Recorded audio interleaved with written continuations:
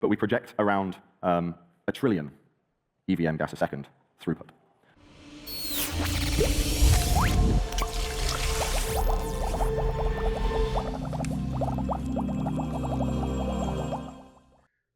What's it going to take to actually get that huge amount of mass adoption coming into the crypto ecosystem? Well, I just got back from Brussels where EthCC was going on, and I noticed Decoded 2024 was going on, which is a Polkadot, yearly Polkadot, essentially absolute powerhouse of a convention with not only Polkadot, but a lot of the different parachains and projects that are working towards building that true interoperability, towards building meaningful tools and scalability and EVM compatibility and everything that we can really consider as we're stepping into the Web3 world.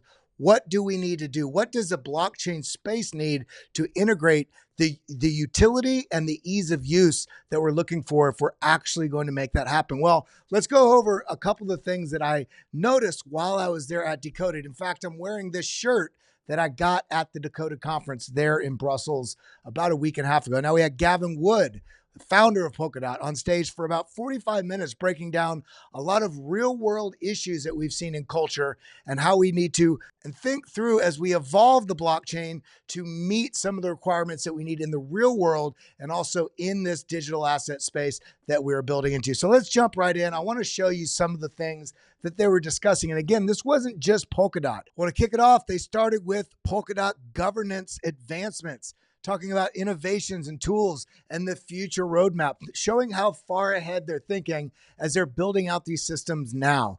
They went on to have Nova Wallet talking a lot about staking and the ease of use and what's going on within this Polkadot ecosystem and being able to cross-utilize all the different tools and DeFi possibilities within the crypto ecosystem.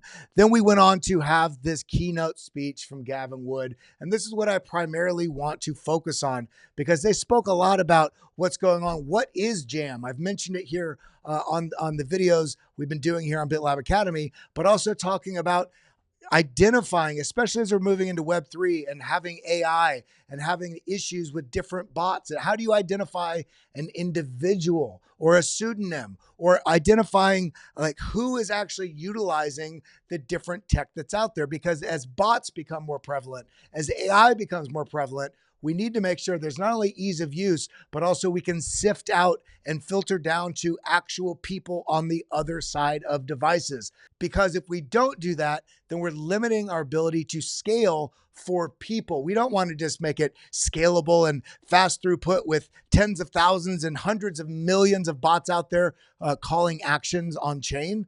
We want to make sure that we can also prioritize. We want a blockchain that's prioritizing the use of people on the other end. There is a place for bots and for AI, yes, but we need to also make sure that we can make it free or as close to free as possible if we're expecting mass adoption. Now, that's not to say that there's not going to be use case for AI and for bots that are out there. There's absolutely going to be, and it's going to become more prevalent than ever.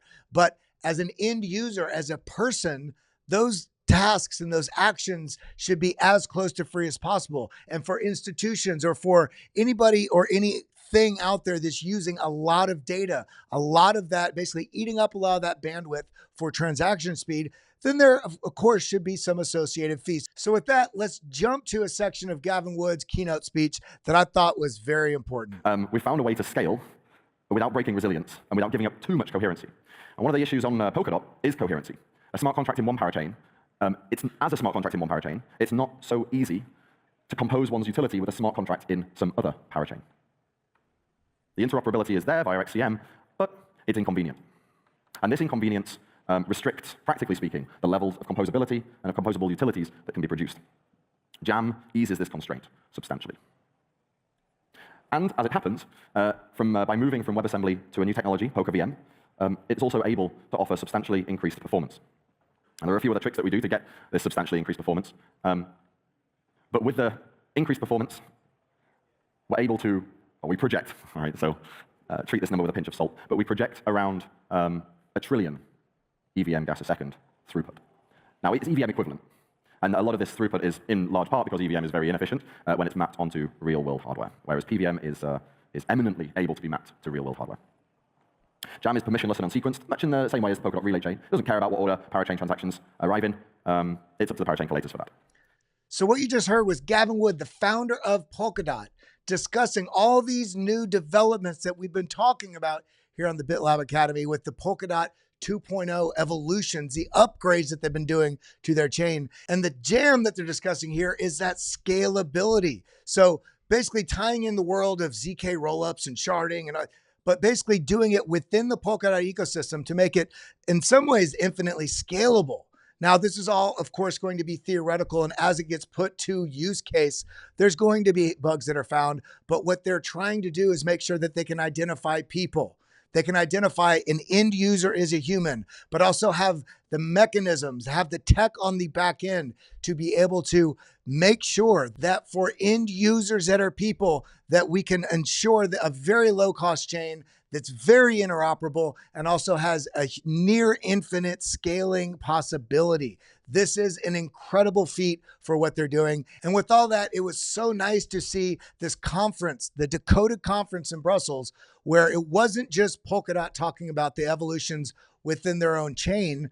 It's their consideration for how their evolutions affect the parachains that are around them and within the Polkadot ecosystem, in addition to making sure that they can scale into that EVM compatibility and pair that with this PVM compatibility. So what this means, what I saw at the Polkadot Decoded 2024 event was a massive group of developers, of community members, people that are not only participating in crypto, but building into it. And Polkadot center stage, not just talking about what their specific chain upgrades are, but how they're working into their broader ecosystem and how they're trying to work to incorporate the broader crypto ecosystem on top of that. These are the type of fundamental developments and upgrades within a blockchain, within an ecosystem, and the considerations of the broader crypto ecosystem. This is what I want to see when I'm considering holding something long-term, especially when we're looking at one of the most bullish bull markets coming right around the corner. Where do you think Polkadot's going this cycle? Are you already a holder?